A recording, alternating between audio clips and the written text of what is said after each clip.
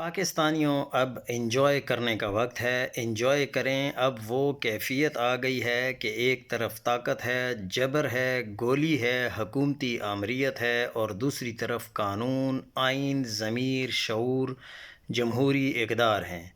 طاقت واضح طور پر اعلان کر رہی ہے کہ جو کرنا ہے کر لو، ہم وہی کریں گے جو ہماری مرضی ہوگی۔ پیپلز پارٹی اور نون لیگ نے مکمل طور پر جبر کا راستہ اختیار کیا ہے۔ اس وقت نون لیگ اور پیپلز پارٹی جبر کا سیاسی ونگ ہے۔